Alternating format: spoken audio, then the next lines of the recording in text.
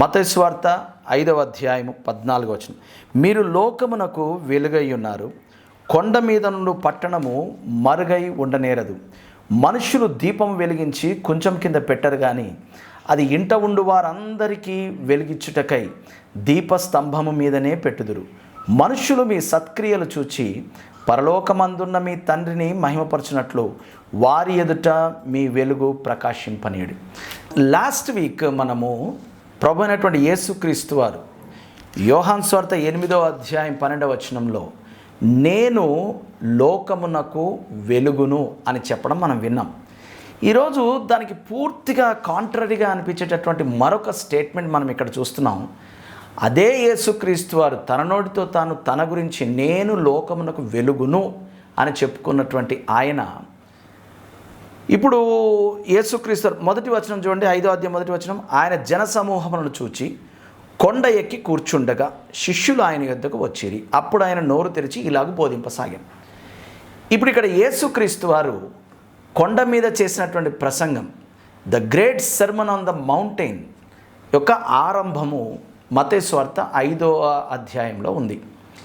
ఆయన కొండ మీద చేస్తున్నటువంటి ప్రసంగంలో ఆయన మాట్లాడుతూ అనేక విషయాలు ఆయనను వెంబడించే వారికి ఆయన నేర్పించారు. ఇప్పుడు ఈ కొండ మీద చేస్తున్నటువంటి ప్రసంగాల యొక్క ఆరంభంలో ఉన్నాం మనం ఇక్కడ. ఈ కాంటెక్స్ట్ మొదట 9 ధన్యతలు నేర్పించారు. అంటే ఆశీర్వాదింపబడి ఉండడానికి, బ్లెస్ అవ్వడానికి, ధన్యకరంగా ఉండడానికి కారణమయ్యేటటువంటి 9 యాటిట్యూడ్స్. సో 9 బి యాటిట్యూడ్స్, లేదా హ్యాపీగా ఉండడానికి, సంతోషంగా ఉండడానికి మనము మెయింటైన్ చేయవలసినటువంటి 9 యాటిట్యూడ్స్ నేర్పించారు. మొట్టమొదట మొదలు పెట్టడమే ఏంటంటే దేవుని స్టైల్ చాలా బాగుంటుంది. ఆది కాండంలో దేవుడు మానవుని సృష్టించి వారిని ఆశీర్వదించెను. అబ్రహామును దేవుడు పిలిచి వారిని ఆశీర్వదించెను.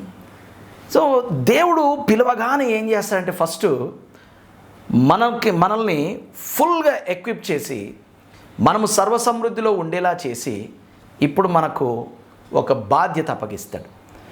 9 ధన్యతలు అంటే ధన్యకరమైనటువంటి జీవితం, బ్లెస్సెడ్ లైఫ్ జీవించడానికి కావలసినటువంటి 9 యాటిట్యూడ్స్ గురించి నేర్పించి ఇప్పుడు చెప్తున్నాడు, ఇలాంటి మీరు నా యందు విశ్వాసం ఉంచి నన్ను వెంబడించి ఇప్పుడు మీ యాటిట్యూడ్స్ మార్చుకుంటూ ఈ 9 యాటిట్యూడ్స్ మెయింటైన్ చేస్తూ ఇక మీదట మీరు ధన్యులుగా జీవించబోయినటువంటి మీరు ఇతరులకు కూడా మీరు ఆశీర్వాద కారకులుగా ఉండండి అని చెప్తూ, మీరు లోకమునకు అంటే మీరు లోకానికి ఏమవుతారు, ఏమై ఉన్నారు అనే విషయాలు చెప్తూ మీరు లోకమునకు ఉప్పై ఉన్నారు అని చెప్పారు.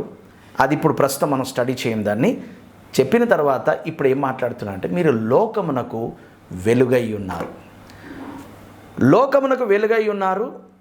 ముగింపు 16వ వచనంలో మీ వెలుగు ప్రకాశింపనీయుడి. ఈ 2 అంశాల గురించి మనం ఈరోజు నేర్చుకోవడానికి మనం ప్రయత్నం చేద్దాం. ఒకసారి మనం చెప్పుకుందాం. నేను లోకమునకు వెలుగును, నాలో ఉన్నటువంటి వెలుగును నేను ప్రకాశింపనీయాలి. ఒకటేమో పొజిషన్, రెండవదేమో బాధ్యత, రెస్పాన్సిబిలిటీ. అధికారము, ప్రతి స్థానము, ప్రతి స్థాయి కూడా దాని వెనువెంటనే మనకు బాధ్యతను తీసుకొని వస్తుంది. మనము లోకమునకు వెలుగు అయితే ఆ వెలుగును మనము ప్రకాశింపనీయాలి.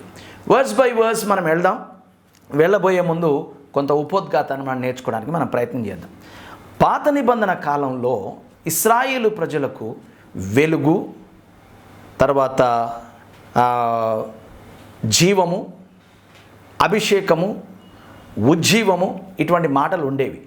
వాటికి సాదృశ్య రూపకాలుగా ఏం వాడేవారంటే నీళ్లు జీవానికి సాదృశ్యం, వాళ్ళకి నీళ్లు జీవానికి సాదృశ్యం, వాక్యము వెలుగుకు సాదృశ్యం, నూనె అభిషేకానికి సాదృశ్యం, లేదా వాటికి గుర్తులుగా వాడుతూ ఉండేవారు.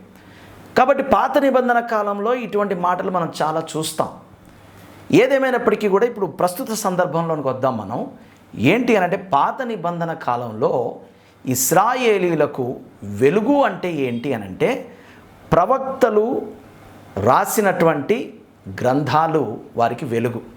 సింపుల్గా చెప్పాలి అని అంటే 119వ కీర్తన 105వ అధ్యాయంలో కీర్తనకారుడు స్పష్టంగా రాస్తున్నాడు, నీ వాక్యము నాకు వెలుగు, నీ వాక్యము నా పాదములకు దీపము, నీ వాక్యము నా త్రోవకు వెలుగు. రిటన్ వర్డ్ ఆఫ్ గాడ్, ఈ మాట మీరు చాలా జాగ్రత్తగా గుర్తుపెట్టుకోవాలి. రాయబడినటువంటి ధర్మశాస్త్రము, ఆ ధర్మశాస్త్రాన్ని పాటించండి అని ఉటంకిస్తూ సవాలు చేసినటువంటి ప్రవక్తల మాటలు, ఇదిగో ఈ వ్రాయబడినటువంటి ఈ మాటలు పరిశుద్ధాత్మ చేత పలకబడి మానవులు పలకగా వ్రాయబడినటువంటి ధర్మశాస్త్ర గ్రంథము వారి జీవితంలో వెలుగుగా పరిగణించబడింది. పోయిన వారం మనం చూసాం, యేసుక్రీస్తు వారు తనను గురించి తాను మాట్లాడుతూ ఏమంటున్నాడంటే, మరి వాక్యమే కదా వెలుగు పాత నిబంధన కాలంలో. ఇప్పుడు ఆయన వచ్చి ఏమంటున్నాడంటే, ఆది యందు వాక్యం ఉండెను, వాక్యము దేవుని యొద్ద ఉండెను, వాక్యము దేవుడై ఉండెను. ఆయన శరీరధారి భూమి మీదకి వచ్చాడు కదా. వచ్చినప్పుడు ఏమంటున్నాడు అని అంటే, నేను లోకమునకు వెలుగును అని మాట్లాడు. ఇప్పుడు కొత్త నిబంధనలో రాయబడిన మాట కంటే అంతకు మించి అన్నమాట వెలుగు అంటే ఏంటి అని అంటే, వాక్యము అదే యోహాను సువార్త 1వ అధ్యాయము 1వ వచనంలో వెలుగు అని రాయబడినటువంటిది. దానికి మనం క్లియర్ డిస్క్రిప్షన్ ఇవ్వాలి అని అంటే, కొత్త నిబంధనలో ఏంటి అని అంటే, భూమి మీదకి వచ్చినటువంటి ప్రభు అయినటువంటి యేసుక్రీస్తు నందు జీవముంది, ఆ జీవము ఇప్పుడు మనుష్యులకు వెలుగై ఉంది. పాత నిబంధనలోనేమో రిటన్ వర్డ్ ఆఫ్ గాడ్, వ్రాయబడిన ధర్మశాస్త్రము ప్రవక్తల యొక్క గ్రంథాలు ఇశ్రాయేలీలకు వెలుగు. ఇప్పుడు క్రొత్త నిబంధనలో అంతకు మించినటువంటి క్లియర్ డిస్క్రిప్షన్ ఉంది. ఏంటి అని అంటే, ఆ వాక్యములో ఉన్నటువంటి వాక్యమై ఉన్నటువంటి యేసుక్రీస్తులో ఉన్నటువంటి జీవమే మనుష్యులకు వెలుగు. ఇంకొక అడుగు ముందుకు వెళదాం. ఇప్పుడు క్రొత్త నిబంధన కాలంలో ఏమవ్వాలి అని అంటే, ఆ వాక్యము అక్షర రూపంలో, ఆత్మ రూపంలో, పుస్తక రూపంలో ఉంటే సరిపోదు. ఆ వాక్యము శరీరాన్ని ధరించుకొనవలసినటువంటి కాలము ఈ నూతన నిబంధన కాలం. వ్రాయబడిన వాక్యము పాత నిబంధన ఇశ్రాయేలీయులకు వెలుగైతే, శరీరధారి అయినటువంటి వాక్యము క్రొత్త నిబంధనలో ఉన్న వారికి వెలుగు. ఇప్పుడు యేసుక్రీస్తు వారు మాట్లాడినటువంటి ఆ మాట. ఇంకొంచెం ముందుకు రండి, యోహాను సువార్త 9వ అధ్యాయము 5వ వచనంలోకి రండి. నేను, చాలా జాగ్రత్త వినండి సుమా, నేను ఈ లోకములో ఉన్నప్పుడు లోకమునకు వెలుగును. అది అన్నమాట విషయం. అదేంటి, పోయిన వారమేమో యేసుక్రీస్తు వారు వెలుగని చెప్పారు, ఈ వారమేమో మనమే లోకానికి వెలుగు అంటున్నారు. ఏంటి, బైబిల్తో తనలో ఉన్నటువంటి వాక్యం ఒక వాక్యంతో ఒక వాక్యము విభేదిస్తుందా, కాంట్రడిక్ట్ అవుతుందా? కాదు. స్పష్టత ఏంటి అని అంటే, రాయబడిన వాక్యము పాత నిబంధన కాలంలో ఇశ్రాయేలులకు వెలుగు. శరీరాన్ని ధరించుకున్నటువంటి వాక్యంలో ఉన్నటువంటి జీవము యేసుక్రీస్తు రూపంలో ఆయన లోకములో ఉన్నంత కాలము లోకమునకు వెలుగు. స్పష్టంగా చెప్పేశారు కదా యేసుక్రీస్తు వారు. ఇప్పుడు యేసుక్రీస్తు వారు తాను భూమి మీద ఎక్కువ కాలం ఉండరని తెలుసు. తన యొక్క ప్రేమ, తన యొక్క శక్తి, తాను నెరవేర్చినటువంటి రక్షణ కార్యము, మానవులముగా మనము ఆయనను విశ్వసించినటువంటి క్రైస్తవులమైనటువంటి మనము అంటే ఏంటి, క్రీస్తు నాలో ఉన్నాడు. ఈ మాట బాగా గుర్తుపెట్టుకోండి. నాలో క్రీస్తు ఉన్నటువంటి విశ్వాసి అయినటువంటి నేను ఇక మీదట లోకమునకు వెలుగై ఉన్నాం. ఈ మాట మనం అంటే గ్రామర్ని ఎక్కువసేపు డిస్కస్ చేయడానికి మనకు సమయం లేదు. ఇంగ్లీష్లో మీరు చాలా జాగ్రత్తగా చదవండి. దాని అర్థం ఏంటంటే, right now you are the light to this world. ఇది దాని మీనింగ్. యేసుక్రీస్తు వారు కూడా వెలుగు. ఆయన ఏమన్నారు, ఈ లోకంలో ఉన్నంత మట్టుకు, as long as I am in this world, I am the light of this world. ఈ లోకమునకు వెలుగు. నేను వెళ్ళిపోతాను, నేను వెళ్ళిపోయిన తర్వాత మీరు లోకమునకు వెలుగై ఉన్నారు. వెలుగు అనేటటువంటి ఈ మాట గ్రీక్ భాషలో ఫోటోస్. పోయిన వారం కూడా మనం కాంతి సిద్ధాంతాలు చదువుతున్నప్పుడు ఫోటాన్ అనేటటువంటిది, కాంతిని ఫోటాన్లలో కొలుస్తారని చెప్పాం కదా. ఈ ఫోటాన్ లేదా ఫోటోస్, ఇప్పుడు యేసుక్రీస్తు వారు మీరు లోకమునకు వెలుగై ఉన్నారు అని అంటే అర్థం ఏంటంటే you are the photo, you are the photograph of me to this world. You and I as believers, we are the crystal clear photographs of Jesus to this world. ఇలా మనం చెప్పుకోవాలి, నేను యేసుక్రీస్తు యొక్క exact image to this world. ఈ లోకానికి యేసుక్రీస్తు యొక్క ప్రతిరూపాన్ని, ప్రతిబింబాన్ని నేను, ఎగ్జాక్ట్ రెప్లికాను నేను. ఇది అక్కడ యేసుక్రీస్తు వారు చెప్తున్నటువంటి భాష్యం. నేను లోకానికి వెలుగు అంటే అర్థమైంది కదా, నేను లోకానికి వెలుగు. నంబర్ 1. నంబర్ 2, నాలో ఉన్న వెలుగును నేను ప్రకాశింపనీయాలి. ఈ 2 విషయాల మీద మనం ఈరోజు ఎక్కువ డ్వెల్ చేస్తాం. I am the light, I must let the light shine through me. Okay, hang on a minute. Through me అంటున్నాము అని అంటే already I have the light inside of me. మీ మనోనేత్రములు వెలిగింపబడినందున మీరు ఒకప్పుడు చీకట్లో ఉన్నారు, ఇప్పుడు ఆశ్చర్యకరమైన తన వెలుగులోనికి మిమ్మల్ని పిలిచాడు. ఇదిగో తెల్లవారి వేకు చుక్క మీలో ఉదయించు వరకు, ఇదిగో క్రీస్తు నీలో ఉన్నాడు, ఆయనలో జీవం ఉంది, ఆ జీవము మనుష్యులకు వెలుగు అయి ఉంది. అంటే ఆ వాక్యమై ఉన్నటువంటి ఆయన, వాక్యములో జీవము ఉన్నటువంటి ఆ వాక్యము శరీరధారి అయినటువంటి ఆ వాక్యము, ఇవన్నీ అయినటువంటి యేసుక్రీస్తు వారు ఇప్పుడు మనలో ఉన్నారు. ఆయన మనలో ఉన్నటువంటి ఆ యేసుక్రీస్తు వాక్యమై ఉన్నాడు, మనలో ఉన్నటువంటి ఆ యేసుక్రీస్తు జీవమై ఉన్నారు. ఆ జీవము మనుష్యులకు వెలుగిచ్చేదిగా ఉంది. కాబట్టి మనుష్యులకు వెలుగునిచ్చేటటువంటి ఆ వెలుగు యొక్క కేంద్రము, ఆ వెలుగు యొక్క సబ్స్టెన్స్ ఎక్కడుందమ్మా అంటే ఇప్పుడు నాలో నీలో ఉంది. Because we believed in Jesus as our personal lord and saviour. మనం ఆయనను స్వకీయ రక్షకునిగా ప్రభువుగా అంగీకరించగానే ఆయన వచ్చి మనలో నివసిస్తూ ఉండగా నిజమైన వెలుగు మనలో నివసిస్తూ ఉంది. ఆయనలో జీవం ఉంది, ఆయన వాక్యమై ఉన్నాడు. ఆ వాక్యములో ఉన్నటువంటి జీవము శరీరధారిగా అంటే మెటీరియలైజ్ అయి మన ద్వారా బయటకు వస్తే ఇప్పుడు మనమే లోకమునకు వెలుగు. ఇప్పుడు యేసుక్రీస్తు వారి కాలం అయిపోయింది, ఇప్పుడు ఇక మీదటి నుంచి మొత్తం రాజ్యం అంతా నాది. అది కాదు. ఆయన లేకుండా మనం ఏం చేయలేం. మనం స్వయం ప్రకాశకులం కాదు. కాబట్టి నా పేరు ప్రకాష్ కాదు, నా పేరు సూర్యప్రకాష్ కాదు, చంద్రప్రకాష్ కాదు. ఎందుకంటే నేను స్వయం ప్రకాశాన్ని కాదు. నేను మంచిది. వెలుగు ఏం చేస్తుంది అని అంటే నంబర్ వన్ ట్రూత్ని రివీల్ చేస్తుంది. ఓకే. నంబర్ 2 డార్క్నెస్ని ఎక్స్పోజ్ చేస్తుంది. చీకటి గల చోట్ల వెలుగు యొక్క ప్రభావం తెలుస్తుంది. అలాగే వెలుగు ఏం చేస్తుందంటే సత్యాన్ని బయలుపరుస్తుంది. అంటే అరే ఈ వస్తువు ఇక్కడ ఉందా, నాకు ఇంతవరకు తెలియలేదే అని అంటే అక్కడ ఉన్నటువంటి వాస్తవం. అందుకని చూడండి, వాస్తవాలు వెలుగు చూడడం లేదు, వాస్తవాలు కనుమరుగైపోయాయి. You kept me in darkness, you deceived me, ఇలాంటి మాటలు మాట్లాడుతూ ఉంటాం.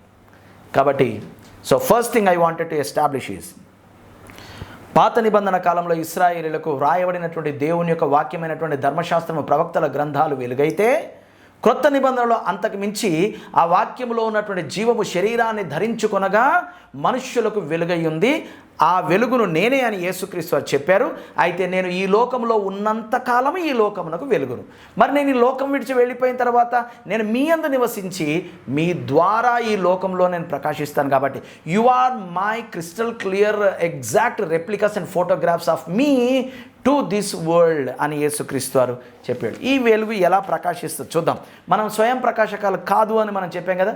ఇప్పుడు మీరు స్క్రీన్ మీద ఒక ఇమేజ్ చూస్తారు. ఎక్లిప్స్, లూనార్ ఎక్లిప్స్, చంద్రగ్రహణం ఎలా ఏర్పడుతుంది. చంద్రుడు స్వయం ప్రకాశకం కాదు. ఇది మనందరికీ తెలిసినటువంటి సైన్స్ పాఠం. ఇది చంద్రుడు స్వయం ప్రకాశకం కాదు. సూర్యుని యొక్క కాంతి చంద్రుని మీద పడితే ఆ చంద్రుడు మనకు వెలుతురుగా మనకు కనబడతాడు. ఓకే, ఇది మనకి ఎప్పుడు తెలిసినటువంటి, మనకు చిన్నప్పటి నుంచి తెలిసినటువంటి విషయం ఇది.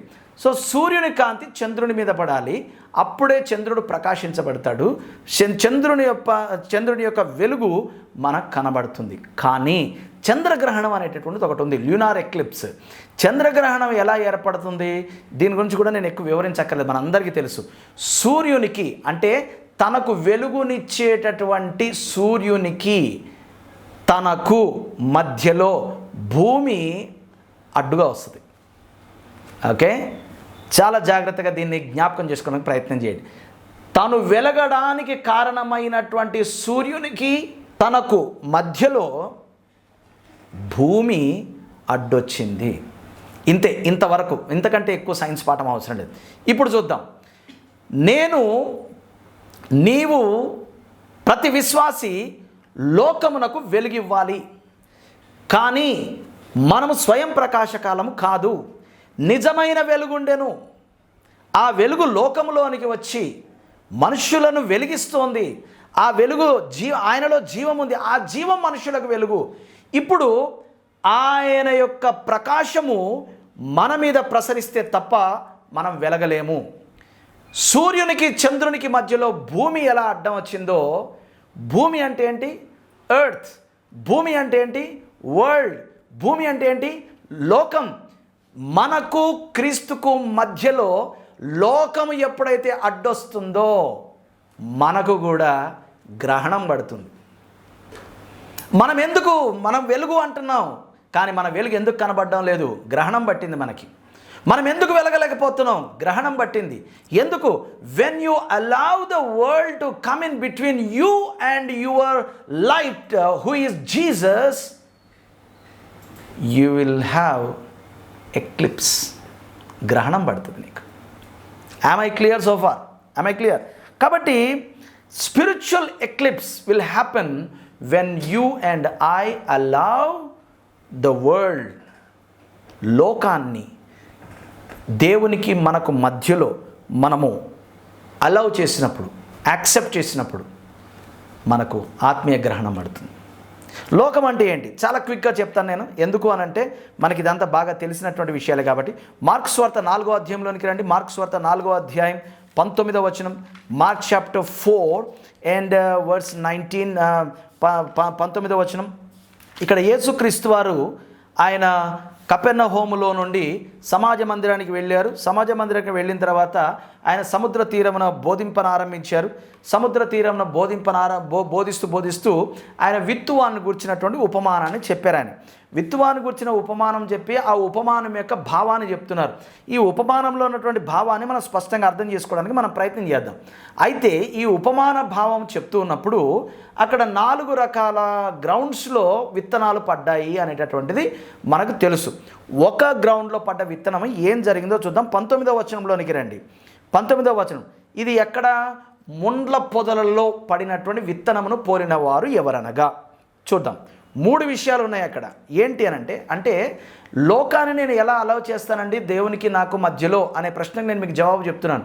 లోకం అంటే ఏంటి? లోకం అంటే ఏంటి అనేటటువంటిది చాలా స్పష్టంగా ఒకే ఒక ముక్కలో యోహాను తన పత్రికలో రాశాడు. ఏమని? లోకమును దాని ఆశయు గతించును, లోకంలో ఉన్నదంతయు ఏంటయ్యా? 3 ముక్కలు. శరీరాశ, నేత్రాశ, జీవబుడంబం.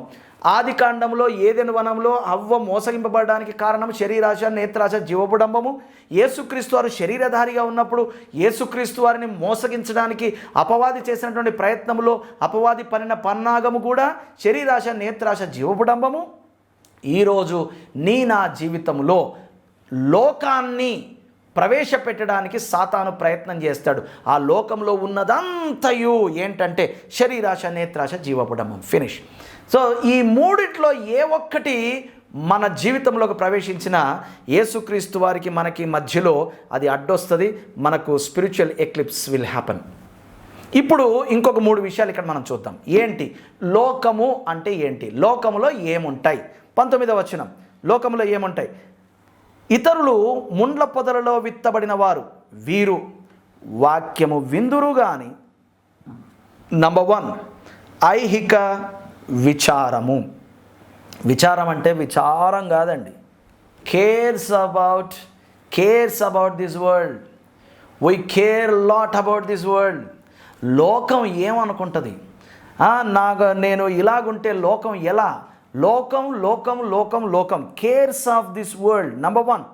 అండ్ నెంబర్ 2, ధన మోసము, డిసీట్ఫుల్నెస్ ఆఫ్ రిచెస్, ధన మోసము. 3, డిజైర్స్ అబౌట్ అదర్ థింగ్స్, ఐహిక విచారము, ధన మోసము, మరి ఇతరమైనటువంటి ఆపేక్షలు లోపల చొచ్చి వాక్యమును అణిచివేయును. ఆదికాండం 13వ అధ్యాయంలో మీరు అక్కడ బైబిల్ తీయక్కర్లేదు, అబ్రహాము లోతుల యొక్క సంఘటన అక్కడ ఉంటుంది, వాళ్ళ యొక్క పరిస్థితి అక్కడ వివరించబడి ఉంటుంది. అబ్రహాము చాలా మెచ్యూర్డ్ మ్యాన్ అండ్ దేవునితో మంచి సత్సంబంధాలు ఉన్నటువంటి వ్యక్తి కాబట్టి చిన్నవాడు కదా లోతుకు అవకాశం ఇచ్చాడు. చూడు నాయన, నీకు కంటికి నచ్చింది ఎంచుకో. ఇప్పుడు లోతు చూస్తున్నాడు, ఏం చూస్తున్నాడు, ఆహా సొదొమ పట్టణము కంటికి చాలా ఇంపుగా ఉంది, మంచిగా కట్టబడినటువంటి దేవుని వనములాగా ఉంది, ఐగుప్తు యొక్క ఐశ్వర్యంలా కనబడుతుంది, నాకు చూచుటకు మంచిదిగా ఉంది. ఆహా, అవ్వ కూడా ఇదే కదా చేసింది. ఇట్ వాజ్ గుడ్, చూడడానికి చాలా బాగుంది, రమ్యమైనది, చాలా జ్ఞానమైనటువంటి నిర్ణయం అనిపించింది. నేను చాలాసార్లు యవనస్తులకు చెప్తా, మీరు పెళ్లి సంబంధాలకి వెళ్ళినప్పుడు గుడ్, బాగుంది, బ్యూటిఫుల్, అందంగా ఉంది, మంచిది, అందమైనది, వివేకమిచ్చు తెలివైనటువంటి నిర్ణయం ఇది, మంచోడు, అందగాడు, తెలివైనవాడు, ఇది నా తెలివైన నిర్ణయం అనుకోని గన మీరు వెళితే it may be good reason but it may not be right reason, that may not be right decision. ఎందుకనంటే ఆదిలో ఏదెను వనములో హవ్వ మోసపోవడానికి గల కారణం ఏంటి అని అంటే, మంచిదా కాదా చూసింది, మంచిదే, అందమైందా కాదా చూసింది, అందమైందే, ఇది వివేకమైనదా కాదా అంటే వైజా కాదా చూసింది, ఇంకేముంది అని అనుకుంది. అది కాదు, దేవుని వాక్యానుసారమా, దేవుని చిత్తానుసారమా, ఇది దేవుడు చెప్పినటువంటి పని అయినా, ఇదిగో ఇంత సింపుల్గా లోకం మన జీవితంలోనికి ప్రవేశించేస్తుంది. ఐహిక విచారము, ధనమోసము, ఇతరమైనటువంటి అపేక్షలు, మరీ ఇతరమైనటువంటి అపేక్షలు. ఇప్పుడు లోతు చూశాడు, అబ్బా సొదొమ పట్టణము దేవుని తోటలాగా ఉంది, ఐగుప్తులో ఉన్నటువంటి ఐశ్వర్యంలాగా ఉంది. ఆమె ఆ చెట్టును చూచినప్పుడు, లోతు సొదొమ పట్టణాన్ని చూచినప్పుడు, అబ్రాహాం కనబట్టలేదా సొదొమ పట్టణం చక్కగా? అబ్రాహాం దృష్టి అంతా దేని మీద ఉందంటే పునాదులు గల పట్టణం మీద ఉందట. హెబ్రీ పత్రికలకు మీరు వెళ్ళండి, అక్కడ స్పష్టంగా ఉంది. తనను పిలిచినటువంటి దేవుడు తనని ఎక్కడికో నడిపిస్తున్నాడు, అక్కడికి నేను వెళ్ళాలి, కానీ ఇక్కడ ఉన్నటువంటి ఈ ఐహికమైనటువంటివి, ఈ యొక్క ధనమోసము, మరి ఇతరమైనటువంటి ఆపేక్షలు ఇవి కాదు అనుకున్నాడు. లోతు సొదొమని ఎంచుకున్నాడు. ఆ తర్వాత లోతు జీవితం ఏమైందో, లోతు కుటుంబం ఏమైందో, అతని పరిస్థితి ఏమైందో మీకు స్పష్టంగా తెలుసు, ఇంకా నేను చెప్పక్కర్లా. లోకాన్ని ఎంచుకున్నాడు, సంపూర్ణంగా సమూలంగా నాశనం అయిపోయాడు. గొడవలు, యుద్ధాలు, భయంకరమైనటువంటి సామాజిక, మానసిక, నైతిక పరిస్థితులు సమస్తాన్ని పోగొట్టుకొని అబ్రాహాము ఎంత సహాయం చేయడానికి ప్రయత్నం చేసినా లోతు అతని కుటుంబం సర్వనాశనమైంది. లోతు కళ్ళారా చూసి లోకాన్ని ఎంచుకొని బోలెడంత సమస్యలో తనంతట తాను పడిపోయాడు. నీవు నేను లోకమునకు వెలుగు. లోకం మనకు గొప్ప కాదు, లోకం మనకు వెలుగు కాదు, లోకం మనకు మంచిది, అందమైనది, వివేకం ఇచ్చినది కాదు. లోకానికి నీవు నేను వివేకాన్ని ఇవ్వాలి, లోకానికి నీవు నేను అందమైన దాన్ని పరిచయం చేయాలి, లోకానికి నీవు నేను మంచిని పంచాలి. మనము లోకం కోసం, లోకం మన కోసం కాదు. This is the difference between Christians and non Christians. We have little extra. That is the reason why we are called extraordinary people. That is the reason why Peter calls us peculiar people. పౌలు అంటాడు, మనం ఈ లోకములో ఉంటున్నాం కానీ మనము ఈ లోక సంబంధులము కాము. ఇది మనకున్నటువంటి డిఫరెన్స్.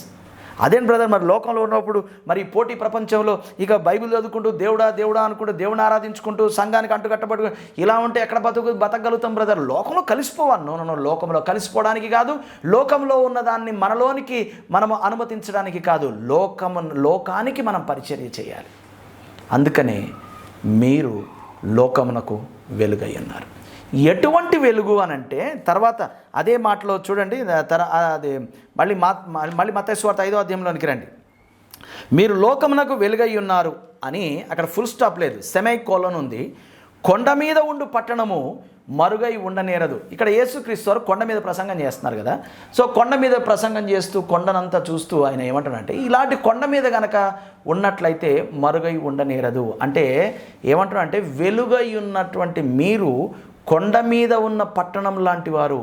పగలు స్పష్టంగా అందరికీ కనబడుతుంది, రాత్రి కూడా ఆ ఇంటిలో నుండి ఆ ఇంట్లో ఉన్నటువంటి దీపం మంచం కింద కుంచం కింద పెట్టరు కదా, దీపస్తంభం మీద పెడతారు కదా. ఎక్కడ ఇంట్లో దీపస్తంభం మీద పెట్టినప్పుడు ఆ ఇంట్లో ఉన్నటువంటి వెలుగు లోకంలో ఉన్న వారందరికీ కనబడుతుంది. ఎందుకనంటే మీరు కొండ మీద ఉన్న పట్టణం లాంటి వారు, మీరు కొండ మీద ఉన్నటువంటి పట్టణం లాంటి వారు. లోకము నీలోచొచ్చి వాక్యాన్ని అణిచివేయడానికి నువ్వు అనుమతి ఇవ్వవు, కానీ కొండ మీద ఉండు పట్టణంలాగా లోకానికి నీవు వెలుగును ప్రసరింపజేసేవాడిగా ఉంటావు. కానీ సాధారణంగా మనుషులు వెలగరు. మనుషులు అంటే ఐ మీన్ టు సే క్రైస్తవులు వెలగరు. వారిలో వెలుగుంది, వారిలో జీవం ఉంది, నిజమైన వెలుగు వారిలో నివసిస్తుంది, కానీ వాళ్ళు వెలగరు. ఎందుకు వెలగరో చాలా కారణాలు ఉంటాయి. 2 కారణాలు నేను మీకు చూపిస్తాను. ఫస్ట్ థింగ్ ఏంటంటే ఫియర్ ఆఫ్ ఒఫెండింగ్, అంటే అభ్యంతరాలు కలుగుతాయి అనే భయం. అండ్ నేనెవరికి అభ్యంతరంగా ఉండకూడదు అనుకుంటున్నాను అనేటటువంటి ఆత్మాభిమానం వల్ల కలిగినటువంటి భయం. నాకేమన్నా అభ్యంతరాలు కలుగుతాయేమో అని భయం. నేను ఇతరులకు అభ్యంతకరంగా ఉండడం, అందుకని నేను ఎవరి జోలికి వెళ్ళట్లేదు, ఎవరికి వాక్యం చెప్పట్లేదు, ఎవరికి నేను మేలు చేయను. మేలు చేసిన ప్రతి వాళ్ళు నాకు కీడే చేస్తున్నారు, నేను మంచి చేసిన ప్రతి వాళ్ళు నన్ను అపార్థం చేసుకుంటున్నారు. అందుకని I don't want to offend anyone, I don't want to get offended anymore. Fear of offending. Am I speaking to someone? If I am speaking to you, don't get angry on me. Check your heart. ఏమన్నాడు? నా నిమిత్తము, స్వార్థ నిమిత్తము జనులు ఏం చేస్తారు? మీకు red కార్పెట్లు పంచి, మీకు ఫ్లెక్సీలు వేయించి, మిమ్మల్ని మీకు బ్రహ్మరథాలు బట్టి హర్షధ్వానాలు చేసి, చప్పట్లు జరిచి, మిమ్మల్ని మీడియాలో లైక్లు, షేర్లు, కామెంట్లు కోట్లాది సంఖ్యలో చేసి మిమ్మల్ని పాపులర్ చేస్తారు అని లేదు. నా నిమిత్తము, స్వార్థ నిమిత్తము నువ్వు నిలబడ్డావా? నీలో ఉన్నటువంటి జీవము వలన నిజమైన వెలుగును నీ ద్వారా ప్రసరింపజేయాలని, లోకానికి మంచి చేయాలని, సత్క్రియలు చేయాలని, నీలో ఉన్నటువంటి క్రీస్తును ప్రకటించాలని, ఆ క్రీస్తు యొక్క ప్రేమను, శక్తిని లోకానికి ప్రకటించాలని, ప్రదర్శించాలని నువ్వు ప్రయత్నం చేసావా? ఏం జరుగుతుంది? జనులు మిమ్మల్ని నిందించి, హింసించి, అబద్ధముగా చెడ్డ మాటలు పలికే అవకాశము పుష్కలంగా ఉంది. అలాంటప్పుడు మీరు ఏం చెయ్యాలి అంటే, rejoice and be exceedingly glad. సంతోషించి ఆనందించుడు. ఎందుకు అనంటే పరలోకమందు మీ ఫలము అధికమవుతుంది. ఇటువంటి కాన్షియస్, వాక్యం చదువుతాం కానీ ఇటువంటి కాన్షియస్లో మనం ఉండం. అందుకనే with the fear of offending we don't come forth to shine in this world. And రెండవది ఏంటి అని అంటే, మనలో స్థిర నివాసం చేస్తున్నటువంటి అన్రిపెంటెడ్, అన్కన్ఫెస్డ్ సిన్ అన్నమాట. అంటే known అన్రిపెంటెడ్ sin, known unconfessed sin. నాకు తెలుసు నేను పాపం చేస్తున్నానని, నేను పాపంలో ఉన్నానని, కానీ పాపం చాలా తీయగా ఉంటుంది కదా, తీయగా. డిజైర్స్, సిన్ఫుల్ డిజైర్స్ అంటే సిన్ ఇస్ వెరీ డిజైరబుల్. నాలో ఏదైనా పాపాన్ని, తప్పును నేను వదులుకోవడం లేదు అని అంటే కారణం ఏంటంటే, దానివల్ల నాకు ప్లెజర్ ఉంది, సెన్షువల్ ప్లెజర్ ఉంది, ఫిజికల్ ప్లెజర్ ఉంది, నాకు ఇష్టం. అది మనకిష్టమైన దాన్ని వదులుకోం కదా అది. సో ఏదైనా నోన్ అన్కన్ఫెస్డ్, అన్రిపెంటెడ్ సిన్ నీలో నివసిస్తున్నట్లయితే నువ్వు వెలగలేవు. You will get spiritually eclipsed. Spiritual eclipse will happen. And మరో మాట 15వ వచనంలోకి రండి. మనుష్యులు దీపము వెలిగించి, అంటే నీలో దీపం వెలిగించబడింది కదా, వెలిగించి కుంచము కింద, అంటే బాస్కెట్ లేదా ఒక కప్ అనుకోండి, కుంచము కింద పెట్టరు. నీవు వెలిగింపబడ్డావు, నీలో వెలుగు ఉంది, దాన్ని కప్పెట్టకు అని అర్థం. దాన్ని కప్పెట్టద్దు, కొంచెం కింద పెట్టరు. మరేం చేస్తారు చూద్దాం, ముందుకెళ్దాం. కొంచెం కింద పెట్టరు, కానీ అది ఇంట ఉండు వారందరికీ వెలిగించుటకై దీప స్తంభము మీదనే పెట్టుదురు. మనుషులు మీ సత్క్రియలు చూచి పరలోకమందున మీ తండ్రిని మహిమపరచినట్లు వారి ఎదుట మీ వెలుగు ప్రకాశింపనీయుడి. ఇక్కడ 2 కేటగిరీస్ ఆఫ్ పీపుల్ ఉన్నారు. మూడు. ఒకటి నువ్వు, ఒకటి నీ ఇంట ఉన్నవారు, రెండవది లోకంలో ఉన్న మనుషులు. ఓకే, నీవు వెలగవలసింది ఇద్దరి మీద. ఒకటి, మొదట ఫస్ట్ నీ ఇంట ఉండు వారందరికీ వెలిగివ్వాలి. నెంబర్ 2, లోకంలో ఉన్న వారందరికీ వెలిగివ్వాలి. అందుకే అంటాడు కదా, 1 తిమోతి పత్రిక 3వ అధ్యాయం 4-5 వచనాల్లో, తన స్వకీయులకు అనగా తన ఇంటి వారికి మొదట సమకూర్చగలిగి సంరక్షించగలిగిన వాడై ఉండాలి ప్రతి క్రైస్తవుడు కూడా. ఒకవేళ అలా ఉండకపోతే అతడు అవిశ్వాసియే కంటే భ్రష్టమైనటువంటి వాడు. నీలో జీవం ఉంది, నీలో వెలుగుంది, నీలో క్రీస్తు ఉన్నాడు. ఆ క్రీస్తు యొక్క స్వారూప్యము నీలో ఉంది, క్రీస్తు యొక్క స్వభావ లక్షణాలు నీలో ఉన్నాయి, క్రీస్తు యొక్క ప్రేమ శక్తి నీ లోపల ఉన్నాయి. ఆ వెలుగు మొదట నీ ఇంట ఉండు వారు అందరికీ నీవు ప్రకాశింపనీయాలి. This is the first thing. కొంచెం కింద పెట్టకూడదు, మంచం కింద పెట్టకూడదు, ఇంట నుండి వారందరికీ. రక్షణ యూదులలోనే ప్రారంభమవుతా ఉంది. సువార్త యెరూషలేములోనే మొదలైంది. యెరూషలేములోను, యూదయ గలిలయ ప్రాంతములంతటను, సమరయలోను, భూమి యొక్క దిగంతముల వరకు.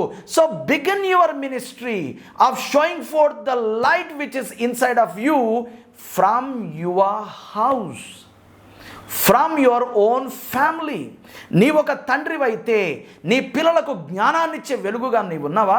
నీవొక భర్తవైతే నీ భార్యను క్రీస్తు ఎలాగైతే సంఘాన్ని తయారు చేస్తున్నాడో అలాగ ముడత, మచ్చ, కలంకము, డాగు అటువంటిది మరి ఏది లేనటువంటి పాత్రగా మలిచేటటువంటి వెలుగుగా నువ్వు నీ భార్య జీవితంలో నువ్వు ఉన్నావా? నీకు తల్లిదండ్రులు ఉన్నట్లయితే ఆ తల్లిదండ్రులు నీ వైపు చూసి వారు ధీమాగా నీ మీద ఆనుకోగలిగేటట్టుగా ఆ వెలుగుగా నీవు ఉన్నావా?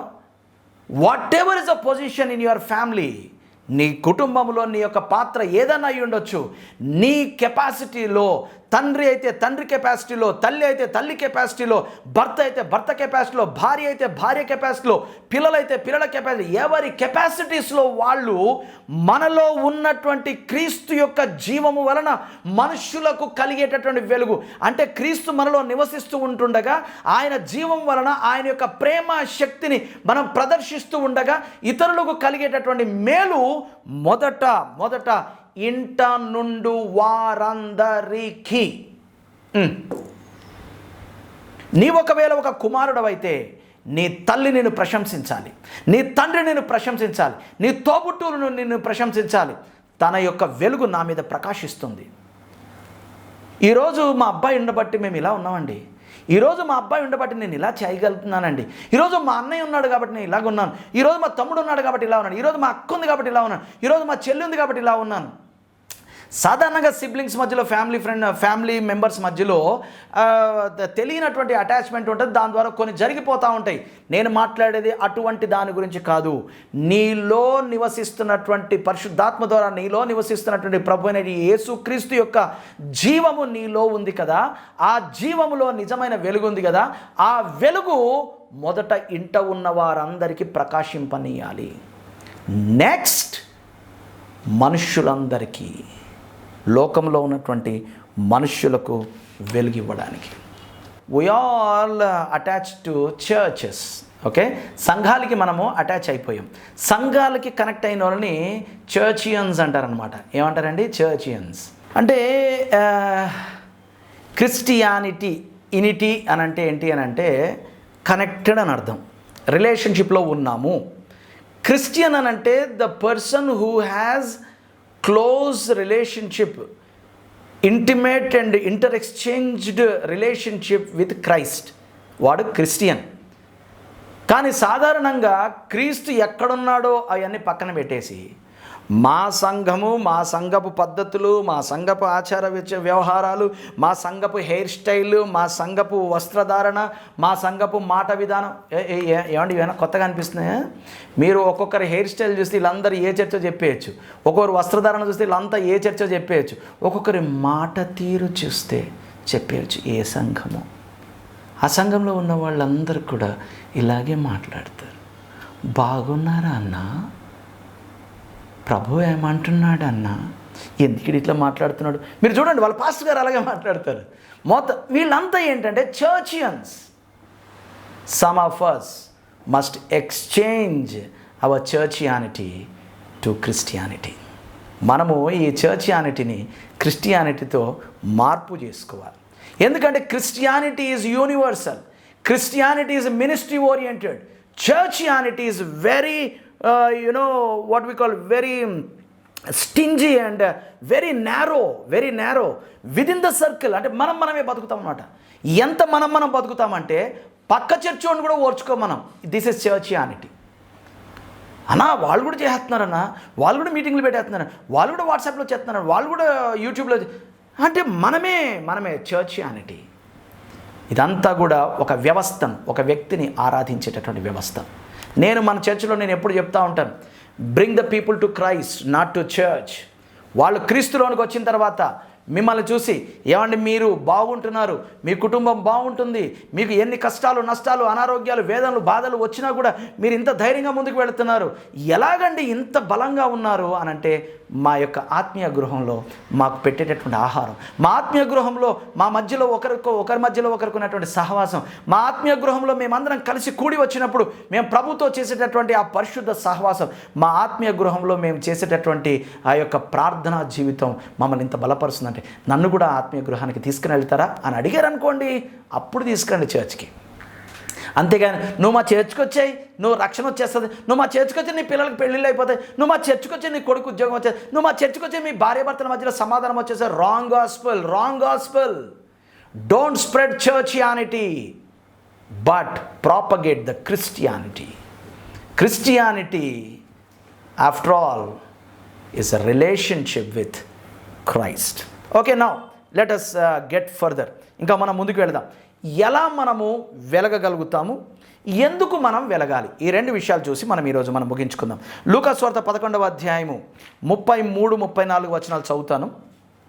అక్కడ సందర్భం కూడా సేమ్ సందర్భం. లూకా సువార్త 11వ అధ్యాయం, లూకా సువార్త 11వ అధ్యాయం మొదటి, ఆయన ఒక చోట ప్రార్థన చేయించుండే, ప్రార్థన చాలించిన తర్వాత ఆయన శిష్యులలో ఒకడు, ఇలాగా వాళ్ళంతా వచ్చారు.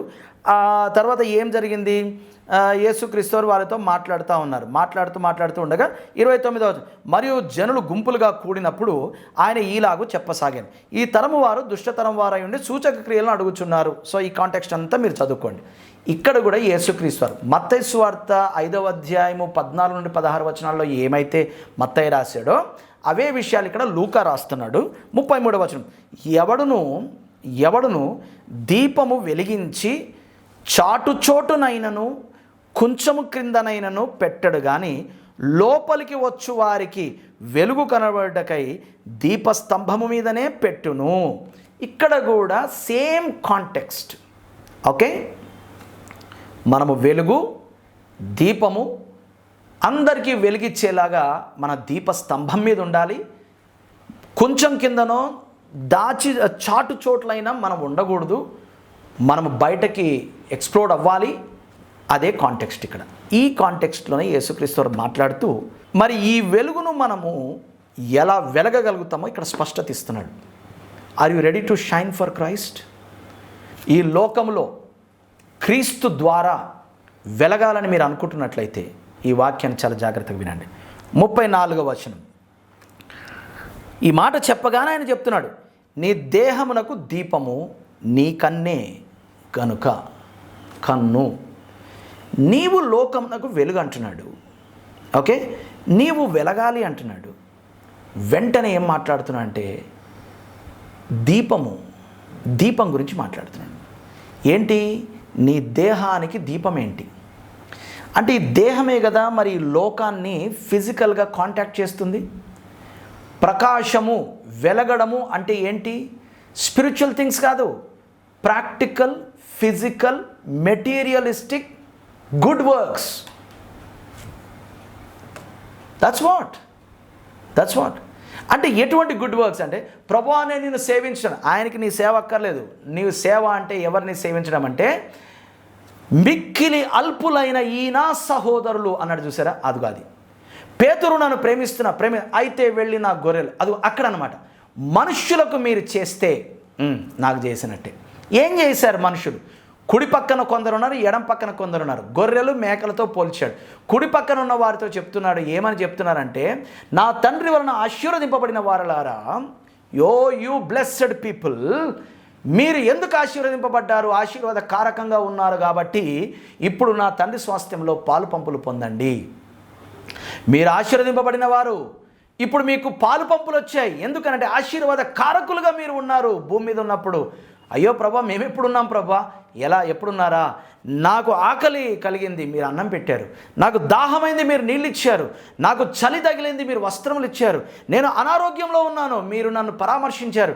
నేను చెరసాల్లో ఉన్నాను, మీరు నన్ను దర్శించడానికి వచ్చారు.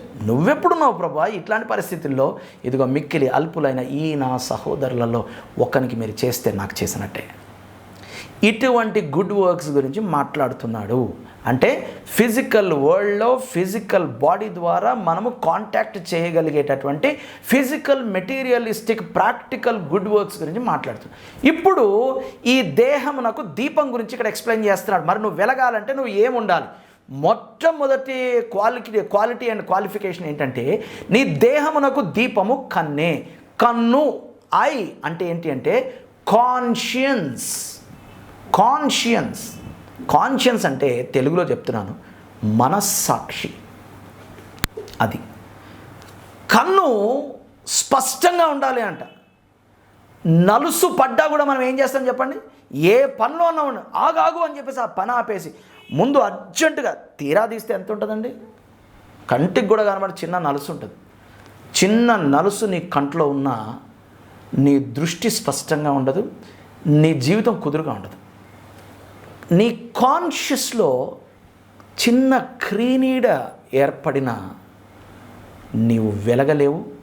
ఒకవేళ వెలగడానికి ప్రయత్నించినా మసకగా ఉంటాయి నీ క్రియలు, మసకగా ఉంటాయి నీ సత్క్రియలు.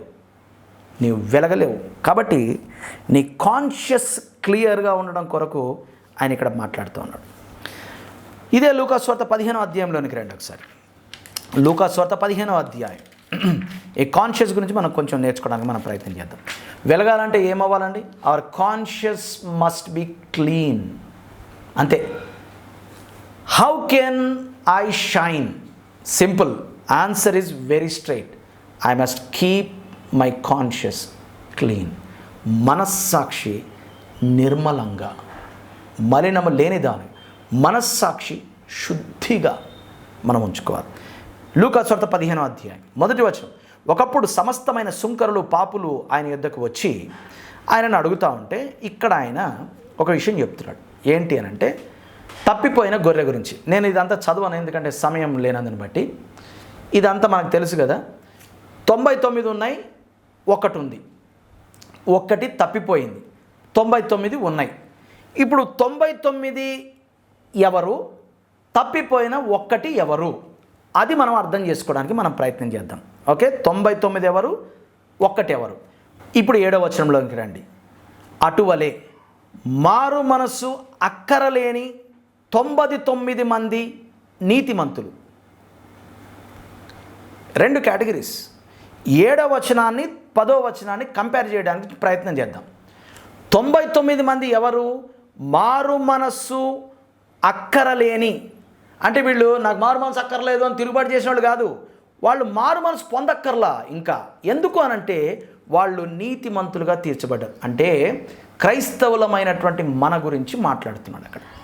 ఓకే, మారు మనసు అక్కరలేనటువంటి, అంటే మారు మనస్సు యొక్క అవసరత లేదు వాళ్ళకి. ఎందుకంటే ఆల్రెడీ వాళ్ళు నీతిమంతులుగా తీర్చబడ్డారు. ఇక్కడ ఒక పాయింట్ చాలా జాగ్రత్తగా గుర్తుపెట్టుకోండి. He's not speaking about perfect people, he's speaking about righteous people. There is lot of difference between perfect people and righteous people. నీతిమంతులుగా తీర్చబడ్డారు, పరిపూర్ణులు కాదు, సంపూర్ణులు కాదు, ఇంకా సంపూర్ణులు కాదు. Nobody is perfect in this world. As long as we're in this world we're not perfect. But because what Jesus has done on the cross we were made righteous. So ఇప్పుడు రైచియస్, నీతిమంతులుగా తీర్చబడినటువంటి మనము మారు మనస్సు పొందాల్సినటువంటి అవసరత లేకుండా మన మనస్సాక్షిని కాపాడుకుంటూ ఉంటున్నాము. ఇదిగో దీని గురించి మాట్లాడుతున్నాడు. ఒక వ్యక్తి ఏం చేశాడు అని అంటే, నీతిమంతునిగా తీర్చబడ్డాడు కానీ మనస్సాక్షి విషయంలో ఏదో తప్పిదం చేశాడు, పాపం చేశాడు, పొరపాటు చేశాడు. అటువంటి వాడిని ఏమంటున్నాడంటే తప్పిపోయాడు అంటున్నాడు. ఇటువంటి వ్యక్తి ఏం చేయాలి అంటే మారు మనసు పొందాలి. Finish. This is what is called cleaning up hour conscience. నిన్న ఒక ఆయన అనవసరంగా కోపంలో బూతులు తిట్టేశాను. నీ మనస్సాక్షి నేను గద్దిస్తుంది కదా. You need repentance. You are a righteous man, you are a righteous man, but you need repentance. అగో ఆ తప్పిపోయిన ఒక్క గొర్రె గురించి ఏమంటున్నాడంటే మారు మనసు పొందవలసినటువంటి పాపి అంట. కాబట్టి ఇక్కడ నేను ఏం చెప్పాలనుకున్నా అంటే, క్రైస్తవులమైనటువంటి మనము, నీతిమంతులుగా తీర్చబడినటువంటి మనము, ఆయన రాకడ మన పోకడ ఏదో ఒకటి జరిగి ఈ యుగము అంతరించిపోయో మన జీవితం అంతరించిపోయే వరకు మన సాక్షిని మనం భద్రపరుచుకుంటూ కాపాడుకుంటూ మనం జీవించాల్సినటువంటి అవసరం ఉంది. క్లీన్ కాన్షియన్స్, అప్పుడే మనం ప్రకాశించగలుగుతాం. చూడండి, పౌలు తన గురించి ఏం మాట్లాడుతున్నాడో చూద్దాం. అపొస్తలుల కార్యములు 24వ అధ్యాయంలోనికి రండి ఒకసారి. Acts chapter 24. Are you learning something this morning? Are you happy still? Bore కొట్టేస్తుందా? Oh he's too long man అనిపిస్తుందా? ఓకే, 20 అనిపించిన నేను వదలలేను, ఎందుకనంటే you have to bear me. 24వ అధ్యాయం 15వ వచనం, మా అపొస్తలుల కార్యం 24వ అధ్యాయం 15వ వచనం. గ్రంథముల యందును, ధర్మశాస్త్రమందును, ప్రవక్తల గ్రంథముల యందును రాయబడి ఉన్నవన్నీ నమ్మి నీతిమంతులకును అనీతిమంతులకును పునరుద్ధానము కలగబోచున్నదని వీరు నిరీక్షించుచున్నట్టు నేను కూడా దేవుని యందు నిరీక్షణ ఉంచి వారు మతభేదమని పేరు పెట్టు ఈ మార్గము చొప్పున నా పితరుల దేవుని సేవించుచున్నానని తమరి ఎదుట ఒప్పుకొనుచున్నాను. ఈ విధమున నేనును దేవుని ఎడలను మనుషుల ఎడలను ఎల్లప్పుడూ నా మనస్సాక్షి నిర్దోషమైనదిగా ఉండునట్లు అభ్యాసము చేసుకొనుచున్నాను. అపొస్తలుడు పౌలు తనను గురించి తన సాక్ష్యం చెప్పుకుంటున్నాడు. ఏంటి అనంటే, వీరందరిలాగే అయ్యా నేనును దేవుని ఎదుటను మనుషుల ఎదుట, నేను కూడా దేవుని ఎదుట మనుషుల ఎదుట నా మనస్సాక్షి ఎల్లప్పుడూ నా మనస్సాక్షి నిర్దోషమైనదిగా ఉండునట్లు అభ్యాసం చేయాలి. We must do some exercise to keep our conscience clean. మత్తయి సువార్త 17వ అధ్యాయంలోనికి రండి ఒకసారి. మాథ్యూ చాప్టర్ 17 1 నుండి 8 వచనాలు.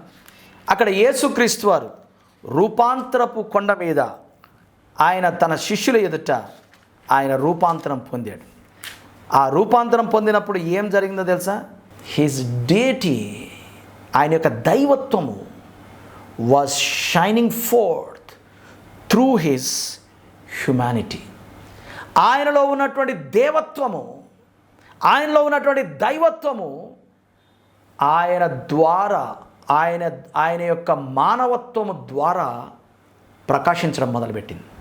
సో మనం ఎలా ప్రకాశించాలి అంటే, ఎగ్జాక్ట్గా రూపాంతరపు కొండ మీద యేసుక్రీస్తు వారు ఎలా ప్రకాశించారో అలా మీరు చదువుకోండి.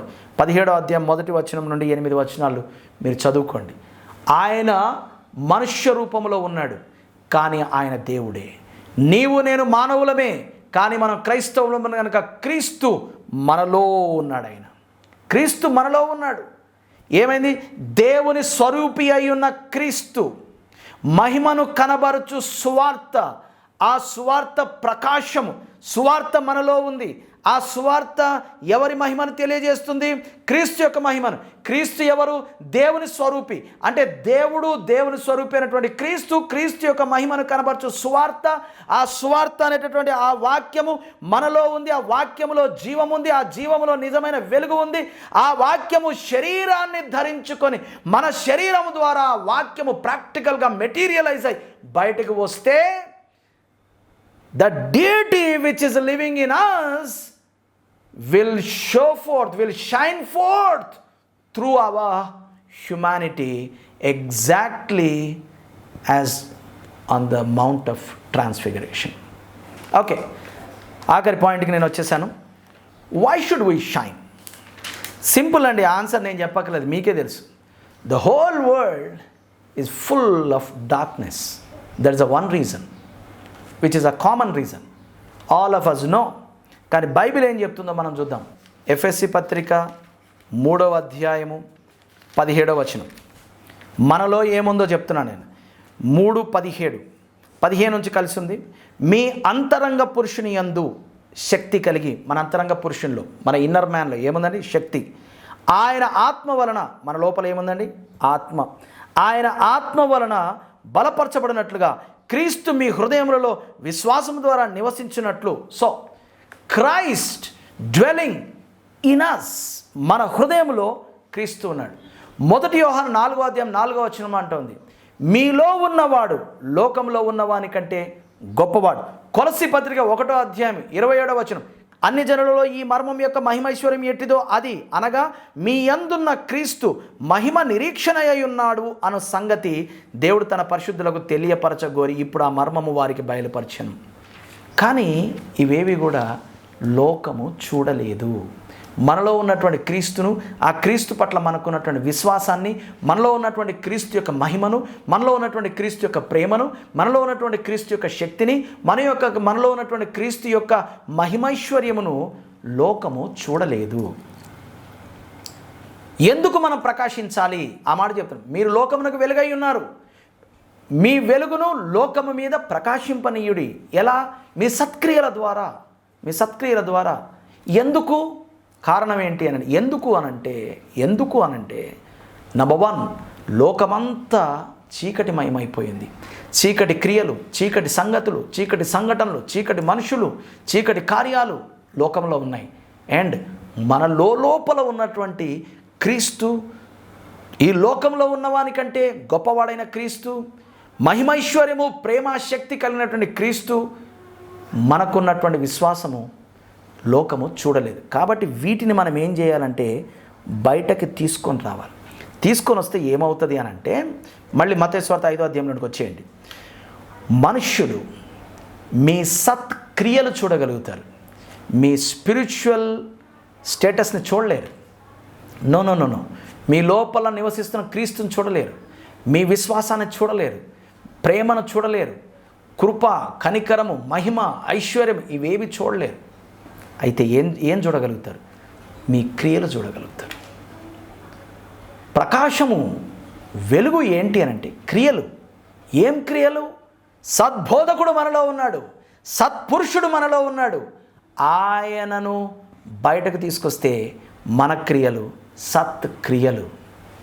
కేవలం వాక్యం బోధించడం, వీధి మూలలో నిలబడి స్వార్థ చెప్పడం, రండి వినండి రక్షణ పొందండి, మారు మనసు పొందండి, నమ్మినట్లయితే పరలోకం పోతారు, నమ్మకపోతే నరకం పోతారు, ఇలాంటి బెదిరింపు మాటలు చెప్పడం ఇది కాదండి. ఇది మాత్రం కాదు. ఇక్కడ ఏం మాట్లాడుతున్నాడంటే, మనుష్యులు ఏం చూసి, మీ వాగ్ధాటి చూసి, మీ వాక్శక్తి చూసి, మీ వాక్చాతుర్యం చూసి, మీ పాటలు విని కాదు, మీరు ప్రదర్శించేటటువంటి ఈ దుష్ట లోకానికి, దుష్ట యుగానికి మీరు ప్రదర్శించేటటువంటి అద్భుతాలు, సూచక్రియలు, మహత్కార్యాలు ఇవి కాదు.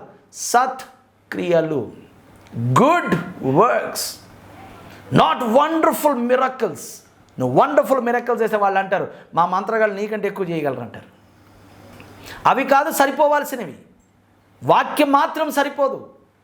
కేవలం నీ ప్రార్థన, నీ యొక్క పాటలు ఇవి మాత్రం సరిపోవు. మ్యాక్సిమం 60% మనం చేయాల్సింది ఏంటో తెలుసా? మీ సత్క్రియలను చూచి మీరు చేస్తారు, వారు చూస్తారు. మీరు భూమి మీద సత్క్రియలు చేస్తే పరలోకమందున మీ తండ్రిని వాళ్ళు జ్ఞాపకం చేసుకుంటారు. వీడిలా చేస్తున్నాడంటే, వీడిలా చేయగలుగుతున్నాడంటే ఇది వీడి సామర్థ్యం కాదు, ఇది వీడి వల్ల అయ్యేది కాదు. వీడు నమ్మినటువంటి దేవుడు, ఆ దేవుడు పరలోకమందున్నటువంటి వీని యొక్క తండ్రి, ఆ తండ్రిని మహిమపరుస్తారంట. అది జరుగునట్లు మీ వెలుగు వారి ఎదుట ప్రకాశింపనీయుడి. నేను ఎవరి ముందు నేను వెలగడానికి నాకు ఇష్టం లేదండి. మనుషులకి నేను లెక్క చెప్పుకోవాల్సిన అవసరం లేదండి. నేను మనుషుల ఎదుట నా మంచి కార్యాలు నేను చేయాల్సిన అవసరం. నేను గదిలోకి వెళ్ళి నేను ప్రార్థన చేసుకో, నేను నా దేవుడు. నువ్వు నీ దేవుడు ఉండడానికి నువ్వు లేవు ఇక్కడ భూమి మీద.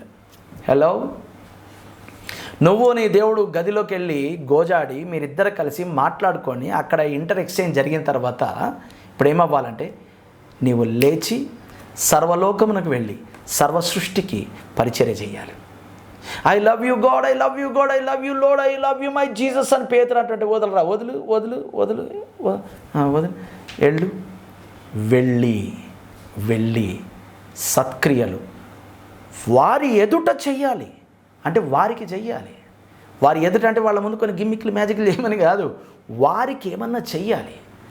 వారికి సత్క్రియలు చేస్తే వాటిని చూచి, భూమి మీద మీరు చేస్తున్న ఆ సత్క్రియలు చూచి పరలోకమందున మీ తండ్రిని వారు మహిమపరుస్తారు.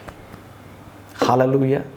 అంతేగాని ఫెనాటిక్ క్రిస్టియన్స్ లాగా మనం వెళ్ళి మీరు మూగ విగ్రహాల్ని మీరు మొక్కుతున్నారు, మీరు నోరు లేని విగ్రహాలను మీరు ఆరాధిస్తున్నారు, మీరు దేవుడు కానటువంటి వాటిని మీరు మహిమపరుస్తున్నారు. నిజమైన దేవుడు పరలోకంలో ఉన్నాడు, ఆయన నా తండ్రి, నేను ఆయన తెలుసుకున్నాను, మీరందరూ ఆయన మహిమపరచాలి, లేదా నరకానికి వెళ్ళిపోతారు, లేదా మీ జీవితం నాశనం. ఇది స్వార్థ కాదండి, ఇది స్వార్థ కాదు. వారి ఎదుట మీ వెలుగు ప్రకాశింపనీయండి. ఆ ప్రకాశింపనిచ్చినప్పుడు మీ సత్క్రియలు ఆ మనుష్యులు చూచి, భూమి మీద చూచి పరలోకమందున్నటువంటి మీ తండ్రిని మహిమపరుస్తారు. You are the light of this world and let your light shine in this world. ఏంటండి? లెట్, వెలగనీయుడి. మీరు లోకమునకు వెలుగై ఉన్నారు. మీ వెలుగు మనుషుల ఎదుట, మీ వెలుగు వారి ఎదుట ప్రకాశింపనీయుడి. ఆమేన్.